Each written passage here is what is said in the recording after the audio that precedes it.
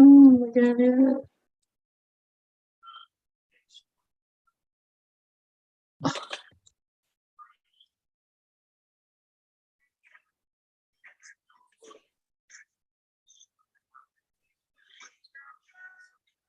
So what we're going to explore for today's class is the idea of consciousness and what it is and how we can go from one state to the next. We'll talk specifically about the difference between sleep and wake consciousness.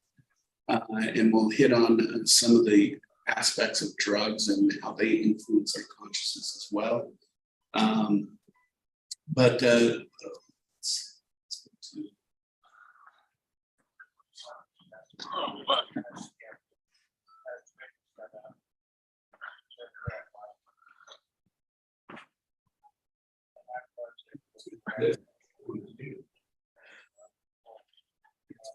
What do we mean by consciousness?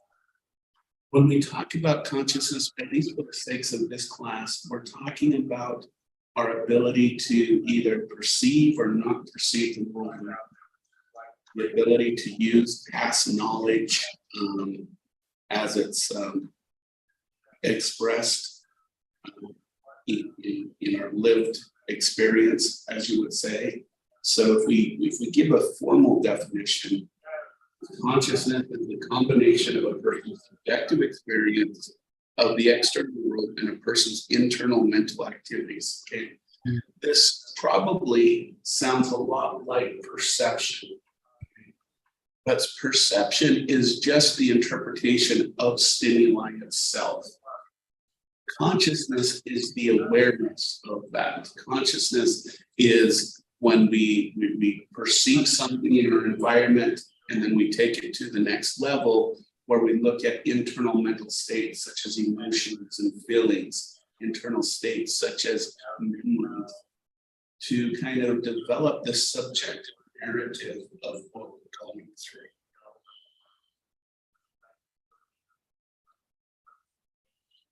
Consciousness, again, and this is just emphasizing this idea of subjective experience. Okay? There's a method known as introspection, and it's a research participants analyze personal experiences and describe them to the researcher. In the most common kind of general way we look at introspection is we ask an individual a question or we provide a word, and they're supposed to give us their instant first response without filtering the information to make sure it's socially appropriate and all those kinds of things. What we're trying to get at is a person's actual lived subjective experience.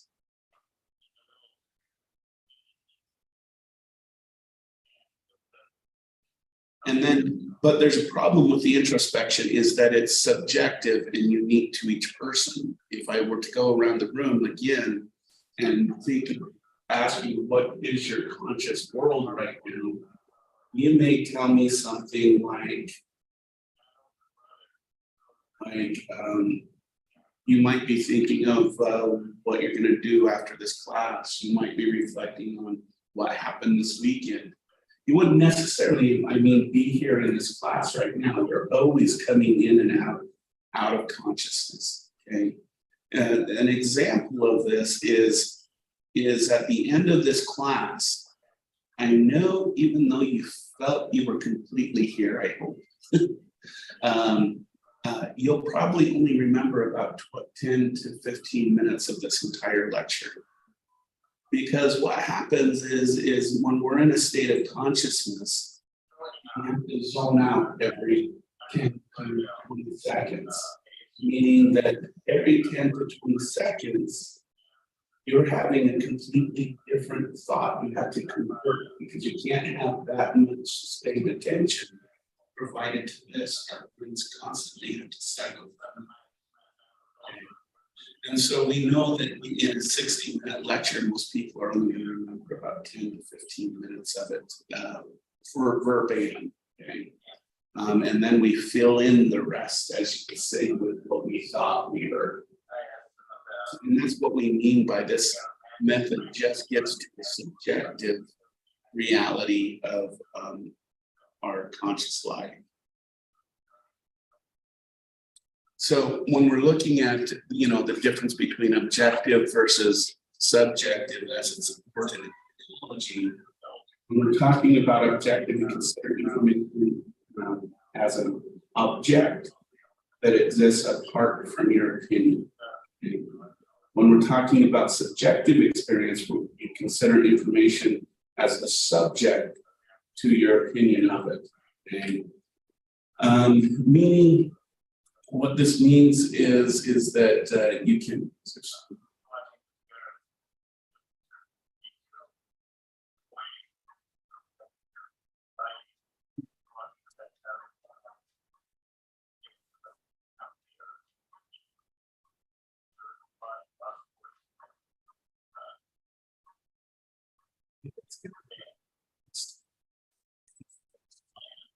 What? Someone's mic is too loud.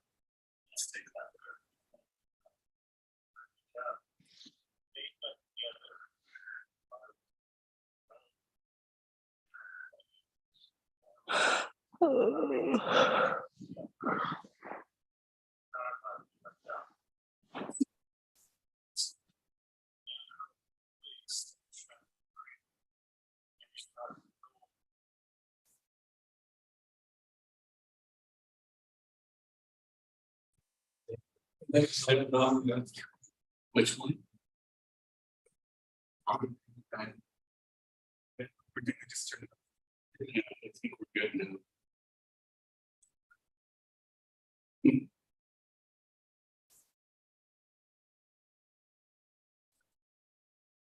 All right, so we got our sound thing being taken care of. So an example of objective versus subjective, okay? You and a friend both find jalapenos, peppers, really spicy, okay? That's an objective thing because you can measure that in a sense. You love eating spicy jalapeno peppers, but your friend finds them too hot to eat.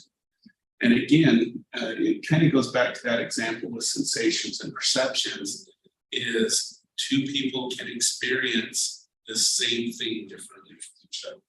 Okay? Even though it's the same exact sensation, we tend to experience it differently. And that's kind of the reason why in psychology we like to have objective information, measuring through surveys, all that kind of stuff.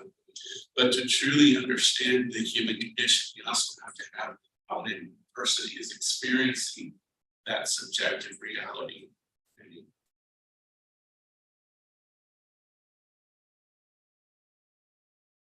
And this is probably one of the troubles that psychologists have with studying consciousness in the first place, is because the very nature of consciousness is a subjective experience, okay? And it all depends on a person's history, their life upbringing, and even down to things like emotional intelligence, things like subject intelligence. Those kinds of things all play in a role to our subjective experience. So one thing that we tend to focus on is when we talk about subjective experience, is the difference between consciousness and unconsciousness. And consciousness is awareness of the external world, and you're in neuromental states. And we've kind of talked about unconsciousness before when we talked about theories and whatnot. But this is a lack of awareness of the external world and the intermental activity. So this is when you're being driven by your unconscious world, it's one of those things where you kind of say something and you go, why the hell did I just say that? And you don't really understand why you approach certain things from a different way, because that information is being processed in the unconscious world. Whereas when you do know you had a foul mouth for some reason, then that's a conscious experience.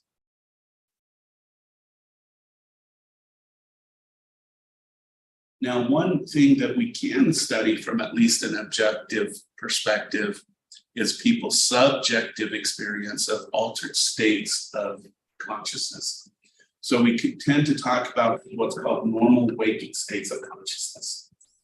This is when you have a clear awareness of your external world and your inner mental states while you're awake, versus what we call altered states of consciousness. This is a state that deviates from the normal waking state of consciousness.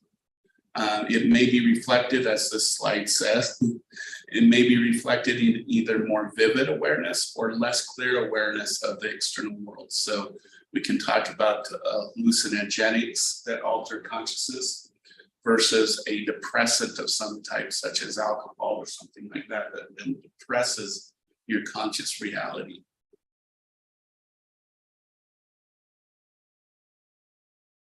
And we also want to know, what does consciousness result from? And there's two kind of perspectives on this. And we kind of talked about it at the beginning of the class when we talked about nature versus nurture.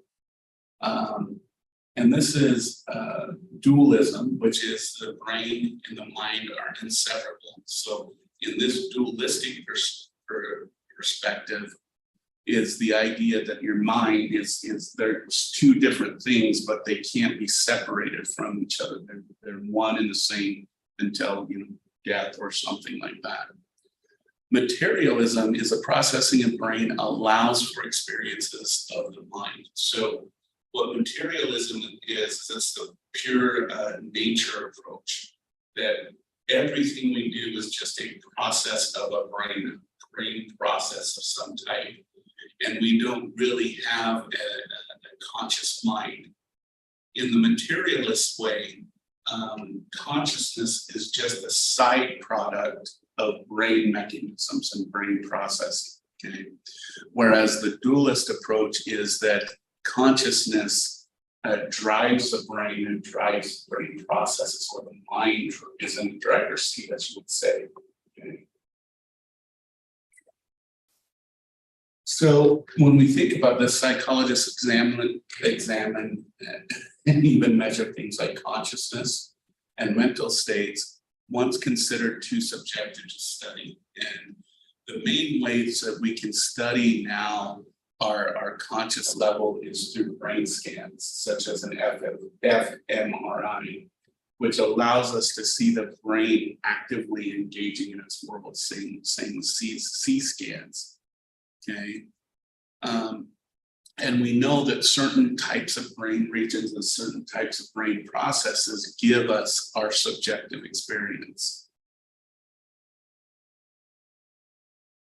So here again, we'll go back to the brain and talk about one thing that we need to recognize is our consciousness is what's called a global working model. Okay.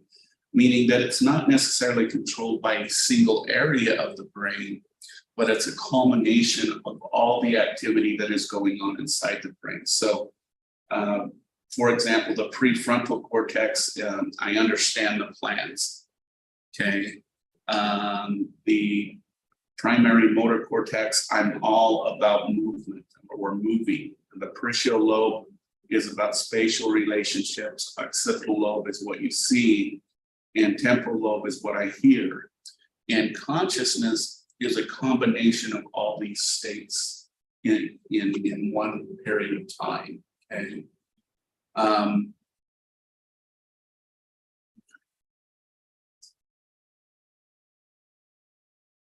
And one way that we can understand consciousness in a lot of ways is through brain injury, such as traumatic brain injury. This is when someone has experienced a severe concussion that has damaged certain parts of the brain. And I think I kind of explained this with the boxer and the what is that called? Smaller brain that controls movement. But anyways, when you have assault to the front of your brain, the main area of the brain that gets damaged is the back of the brain. Because you're basically pushing the brain and you're smushing it against the back of the skull. And likewise, if you're hit from the back of the head, it's going to be the frontal area of your brain that gets the most damage. Okay, so kind of keep that in mind when you think about someone who has TBI. Usually they got their assault, their external assault from the opposite side where they've lost functioning. Okay, and we know now that there's long-term effects of concussions, like increased risk of things like multiple sclerosis. I can't talk today. Sclerosis, I can't, okay. For adolescents who experience concussions, and that's a very common disorder for high school football players and individuals like that. So MS is a degenerative muscle disorder. Females are more vulnerable for concussions and have worse outcomes than males usually. And so those are some things to kind of keep in mind. So if we go back to here, again, dependent upon where the assault was, if we got damage here in the back because of insult from the front, we tend to start to have spatial issues. So not being able to tell where you are in space and time, and visual issues. Usually dealing with, you can end up with what's called halo, where you're driving down the street, you see a light, and there's all these colorful halos around the light.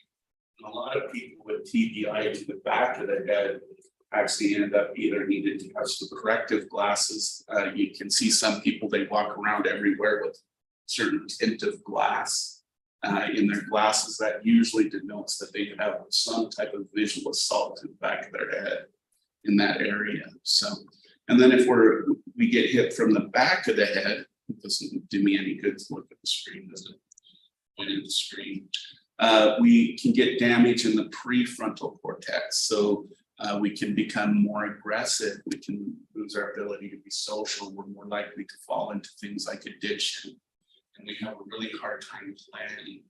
A lot of individuals could get memory loss due to a TBI, have damage to this prefrontal cortex area. So.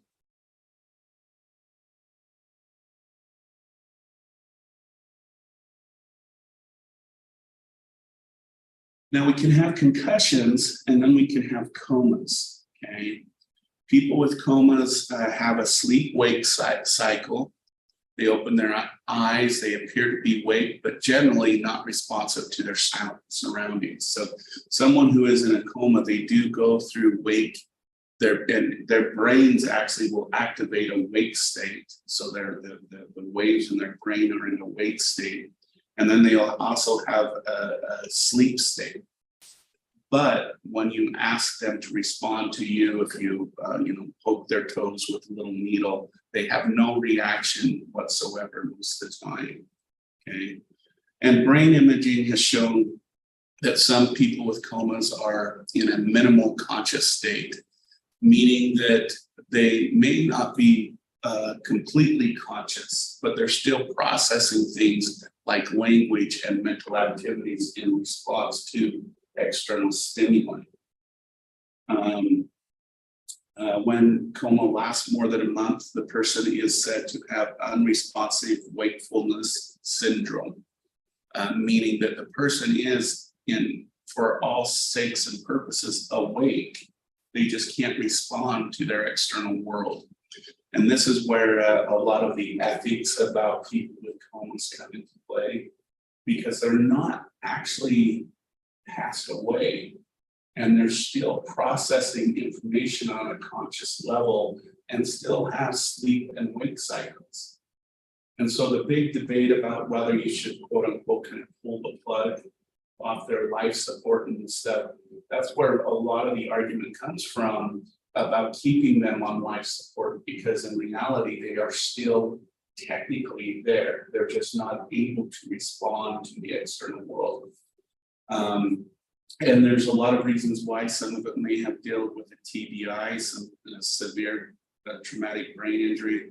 Some can be due to a virus, those kinds of things. But still, despite the whatever medically made them go into a coma, for all sakes and purposes, the person is still there. We just don't know how to access it.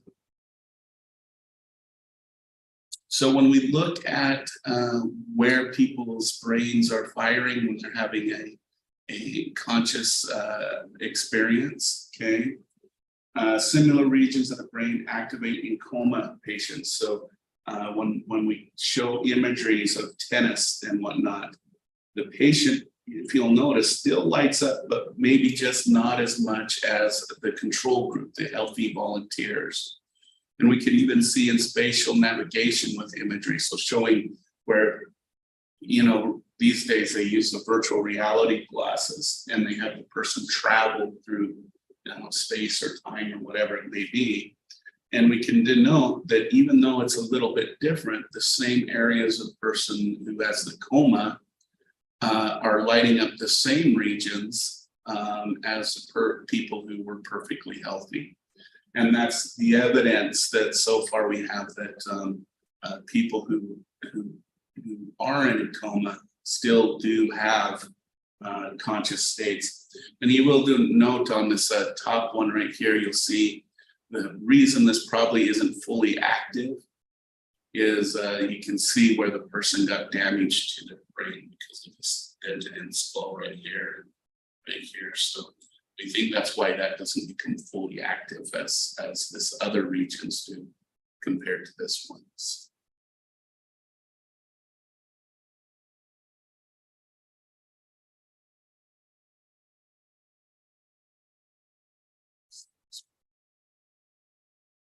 Okay, one of the things that we do talk about when we're looking at consciousness is our ability to attend or have attention to a situation. Attention, as we defined it, is focusing on a mental resource on a specific information that becomes consciously aware of that information. So for example, driving a car, driving good weather, bad versus bad weather, okay? Attention involves automatic processing and controlled processing. Automatic processing is that processing that happens immediately. And that controlled one is when you have to focus on what you're doing. And the purpose behind these figures is in A, we're more likely just to use automatic processing. Okay? Has anybody ever gotten in a car and you drive somewhere very familiar, and when you get there, you don't remember driving there? Okay? That's because you're conscious, you weren't completely conscious that whole entire time. You let automatic processing take over and basically drive you there. Okay. But in bad weather, such as the one below, we tend to do a lot of controlled processing. We pay closer attention to the road, where our car is on the road and all those things. And if you notice, if you spend time in A, you get to your destination and you feel okay. I mean, you feel like you're ready to go. But when you use controlled processing, you'll notice that you're a little bit more tired after the drive. It's a little bit more exhausting, and it takes you a little bit more time to get you going. And that's because you've depleted a lot of the resources in your brain, and your brain basically needs re-energized. Okay?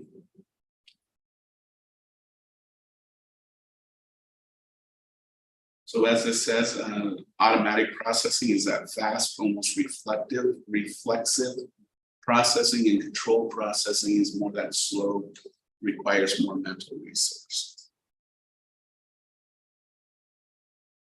And this also involves, you know, we always talk about dangers of texting, drinking while driving.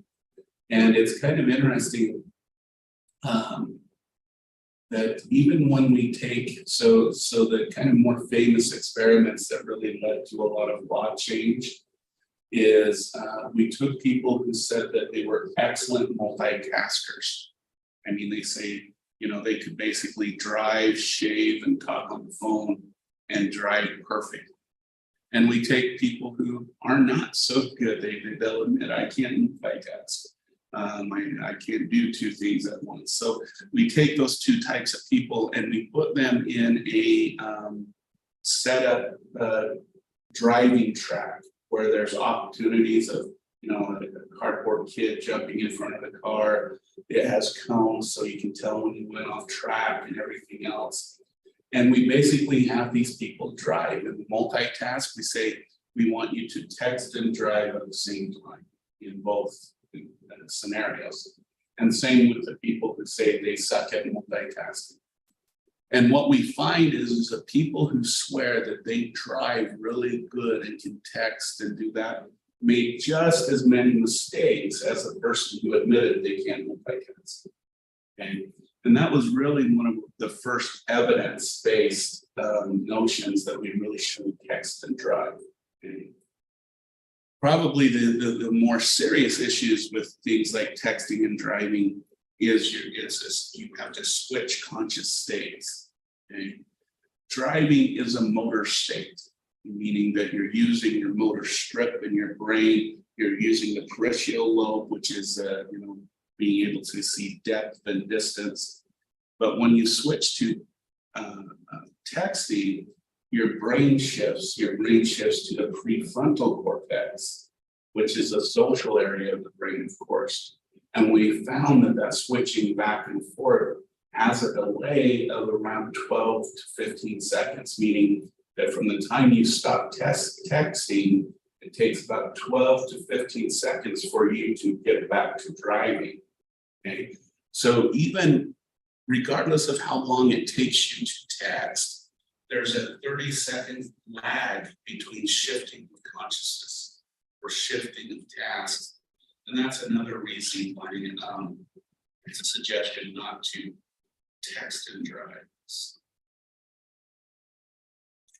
And we've done quite a bit with this idea of multitasking. Okay, we do. The issue is the idea of doing two things at once is kind of a myth. Okay, we can do one thing at a time, but we can switch between items very rapidly. So when a person is multitasking, they're not actually doing the same thing at once. They're switching attention very quickly from one task to the other. And probably, if we were to ask, is there a gender difference between multitasking? The answer is yes and no. Women are actually better multitaskers after they have given birth to a baby. But if they don't have a child, their multitasking ability will stay the same as men. Okay? And it's because if something happens, when you have an infant, you have that infant who is 110% relying on you, but you also have all of these other life duties. So you can't afford to stop paying attention to the infant. You have to learn how to adjust from back and forth very rapidly. And we actually have found that women tend to do this better. And a lot of this research was done on women who return to work after maternity leave. And then we measured the difference between them, women who hadn't had babies, and men.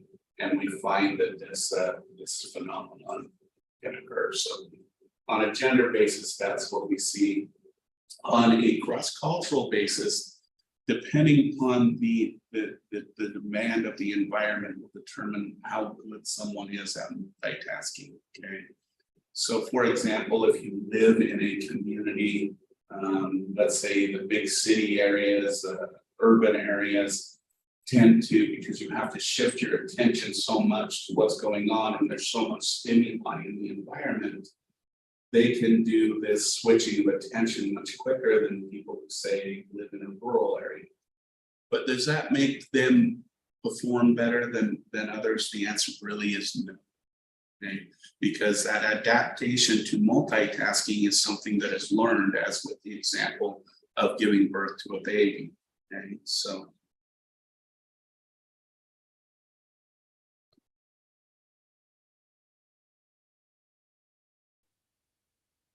And we do need to recognize as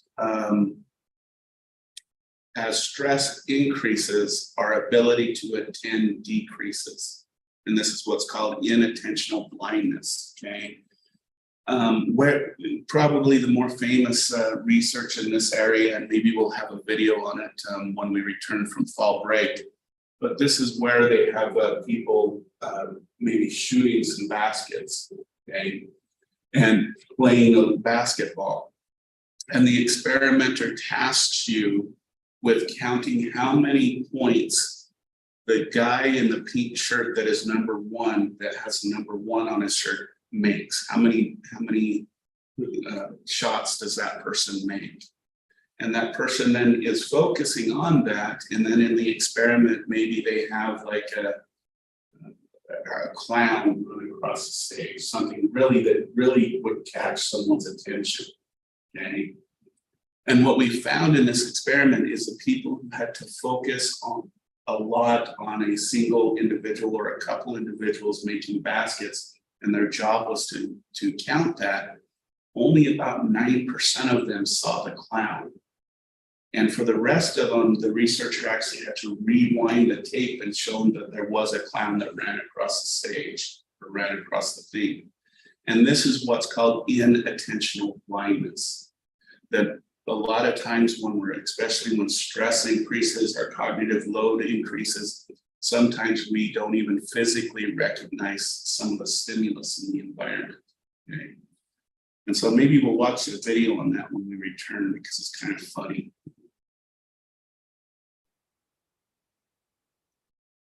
So this is another example of inattentional blindness. So in this research, what they did is they had a person come up, they had a map, but they couldn't find a place. And they went up to someone, hey, can you tell me where this place is? And then they have people walk kind of like with a big poster or something in front of the person, and they switch individuals that are talking to the guy.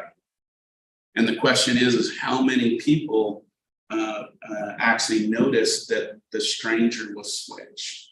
Okay.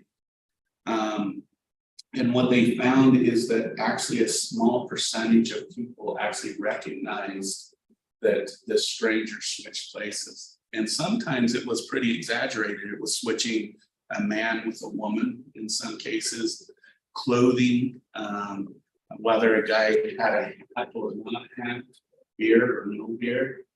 And we found that for the majority of people, especially when the instructions became more and more complex, didn't recognize that they were talking to a totally different stranger.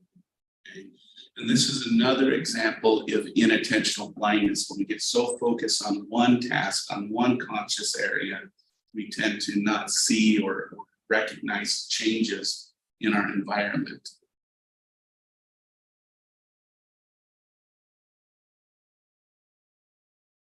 We also have to understand that sometimes unconscious processes affect our behavior. Probably one of the more famous ones is the notion of subliminal perceptions or subliminal messaging.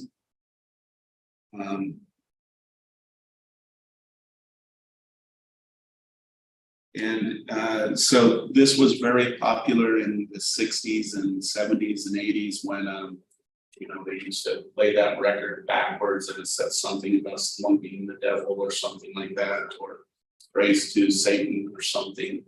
And they wanted to know, does that affect a person's consciousness? The answer pretty much is no. Okay. And so then what they did is went into like grocery stores, and they put messages just below the level of consciousness. So they would play something like buy more Coca-Cola, buy more Coca-Cola, buy more Coca-Cola. And the question was, does that increase a person's probability that they would go purchase Coca-Cola? And the answer is really no. That type of messaging doesn't work. Okay. But what we did find, how subliminal messages do affect our consciousness, is when the subliminal message is aimed at an emotional state. Okay. So what I mean by that is, instead of saying buy more Coca-Cola, if the message is something about that person being happy and having a good day. We're having a good day today. The sun is out, blah, blah, blah. And they increase that person's emotional state of happiness.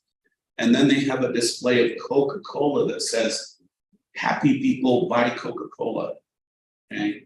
That does increase the sales of Coca-Cola because it was an appeal to an emotional state instead of an appeal to a conscious or a more cognitive state. Okay, and this is why in a lot of grocery stores and the like that play the stock music. That, for example, Walmart has music that they want Walmart to play. Not all Walmart managers follow that, but they purposely play music that is familiar to the individual when that individual was 9 to about 15, because that's where we tend to get the most positive experiences with music. And if you think about the music that you remember, it's probably right around that age range. Okay? And so, for example, Walmart's demographic, the one they want to get, is individuals between the age of 45 to 55, because they're the ones that tend to spend the most out of Walmart. And so they'll play music. Let's just subtract 10 years. So they tend to play music that is about 20 to 30 years old. So we're talking music late 80s into the early or late 90s is the music that they tend to play in those stores. And then if you go to a place like Hot Topics, their demographic is 16 to 29, I think it is. So they'll play music, that is only a couple years old, versus, for us old people, we get to listen to the 90s again. So, but if you ever wonder this, and go to a store that does play that stock music, shop once with listening to the music, and then shop another time listening to something that maybe you don't like. Pick out the worst lecture you've heard and hear that again. And notice how your receipts actually will go down, purchase less, because you're not in that emotional state that they want you to be in while you're there. So that's kind of how subliminal perceptions or subliminal messages work.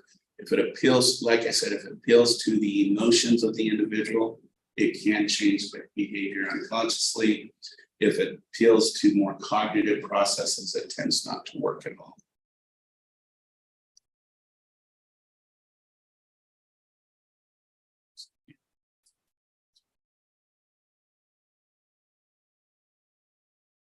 Now, for a little while, let's talk about different states of consciousness. Okay? So let's talk about, for example, sleep, which our brain waves and everything change when we go into a sleep state. But do we still remain conscious during that state? And that's been a question that we've asked for a long time, okay? So people commonly think that the brain shuts itself down during sleep, that it actually rests. But actually the brain, especially in certain regions, is actually more active when we're asleep than when we're awake. Probably the best example is the hippocampus and the thalamus, I believe. Because one thing that does happen, we think that we're learning right now, right? You're listening to this information, you're working through it, you're understanding it, but you actually are not going to remember it until after you sleep, because that's when memories are consolidated. Okay? And this is why, for example, cramming for a test, do it the night before the test. Don't do it the day of the test, because more than likely you won't recall it because you haven't had your brain in a state where it will actually put those into consolidated memories. So it's a good idea to get some rest between studying for an exam and the exam itself.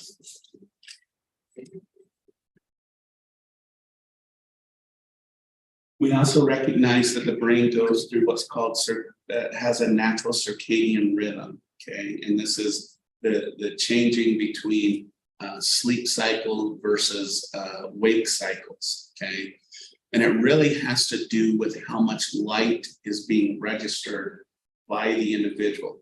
When it starts to get darker, the body will start to automatically start releasing melatonin. Okay, and then when it gets lighter, it starts to produce less melatonin, which is basically what puts us to sleep, and brings us back into a wake cycle.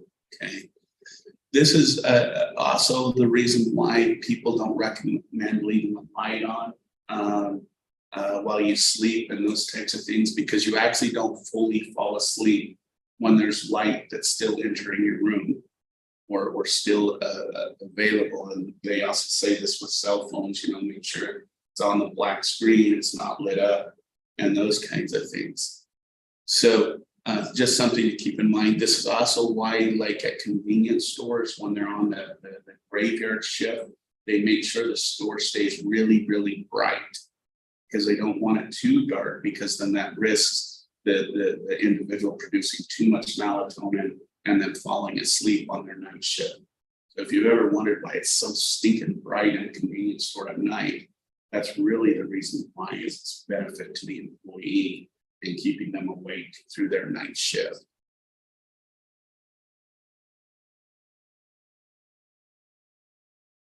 And then we have different stages of sleep. And this can be measured through what's called an EEG, that really just reports the electrical activity within the brain. And we found that there's different stages of sleep that we go through. Okay, so this is usually the normal waking state. We call this a beta wave. And then just before sleep, we go into what's called an alpha wave, which is denoted by a higher amplitude. So the peaks are higher, if you notice, compared to our beta wave. When we go into stage 1 of sleep, we go into what's called a theta wave. And the theta wave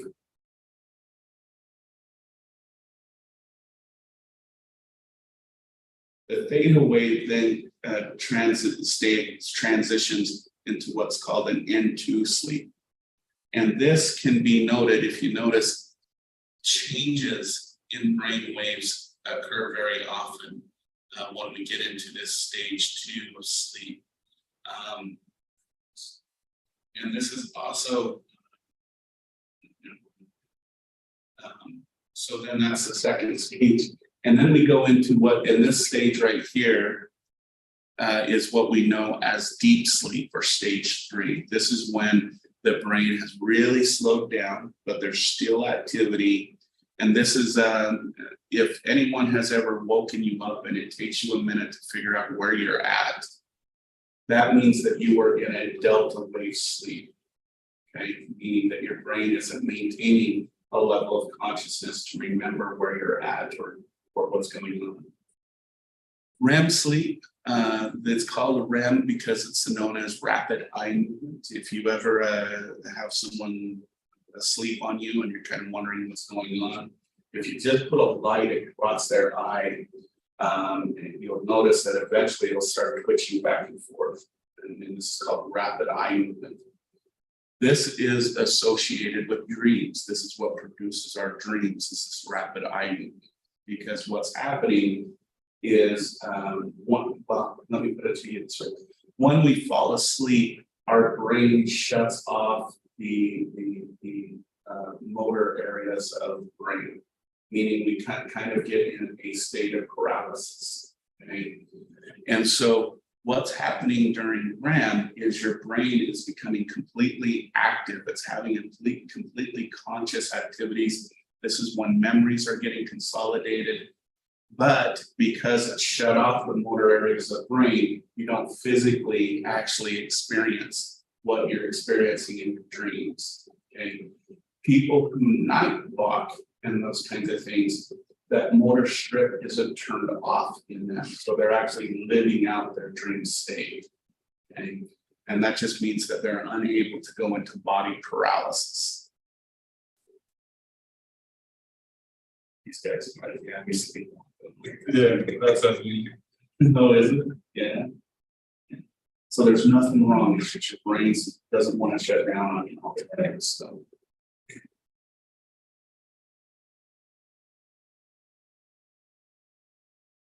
So each state is associated with a different kind of state of consciousness. So in N1, the sleep begins when the sleeper drifts off, and as shown on an EEG, you can actually watch it change from the beta to the theta. And some individuals may experience what's called hypnic jerks, and that's if you've ever been almost asleep and you feel yourself drop, that's a hypnic jerk. It's your body just kind of reacting. So it thought it was still in a conscious state, but it's shifting to another one, and maybe your brain's having thoughts about falling. Okay.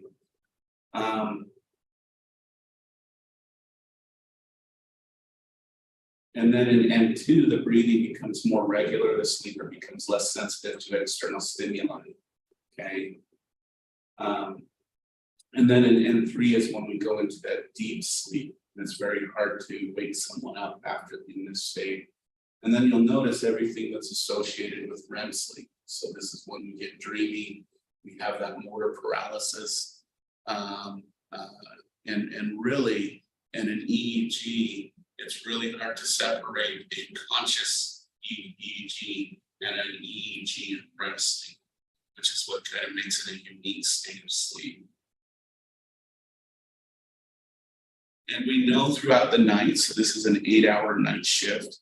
As we go through the night, the more and more frequent REM becomes. So usually when someone falls asleep, it takes them about 90 minutes to 2 hours to come to their first state. And then as you'll notice, as we get more and more towards the end of our sleep cycle, the shorter and shorter those REM cycles become.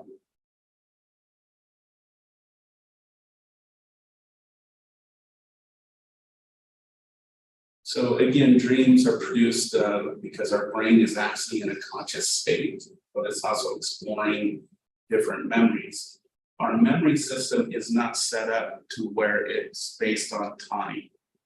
Okay, our brain is set up based on the connections within neural networks, and so this is why dreams can seem completely strange and sometimes foreign to us. Because those neural connections aren't based on time or place, it's just based on location.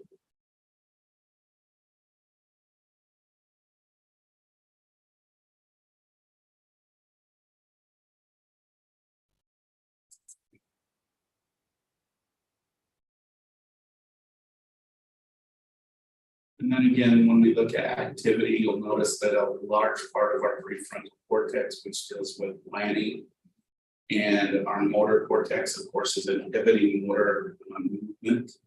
And our visual cortex, of course, is becoming very active, allowing us to see the vivid images we see when we dream.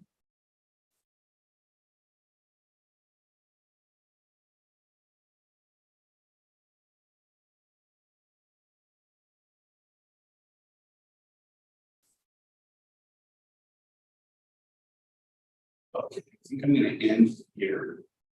Some more